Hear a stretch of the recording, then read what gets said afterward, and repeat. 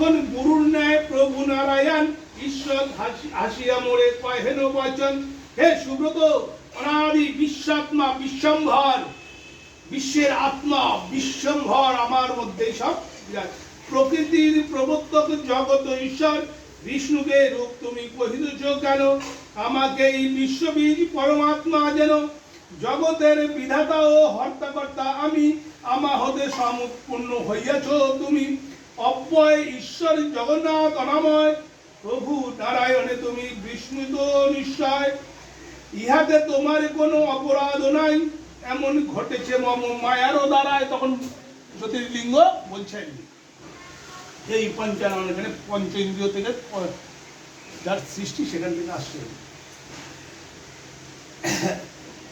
হে ব্রহ্মা, প্রকৃত সত্য করহ শ্রবণ, যাহা কিছু এইখানে করিছ দর্শন, সকলই আমা হতে হয়েছে উদ্ভূত, জানিবে আমার বাক্য সত্য সুনিশ্চিত। বিষ্ণুর এরূপ বাক্য শুনিয়া শ্রবণ করিয়া তাহার মায়ের তবু মোহিত হইয়া ভৎসনা করিলাম পুনরায়। তারে আবার সেই পুনরায় ভৎসনা হলো।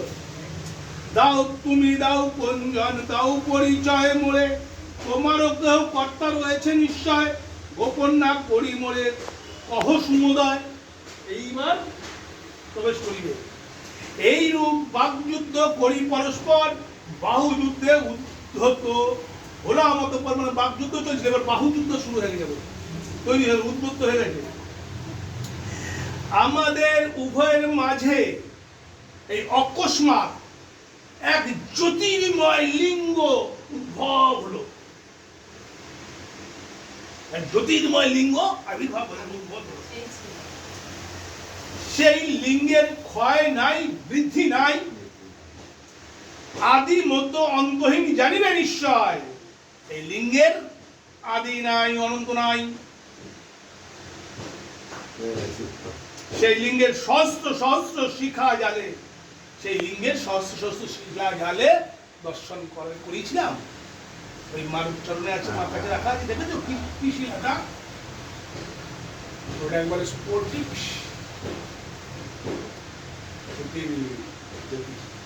তুমি যখন যে কোনো লাইটের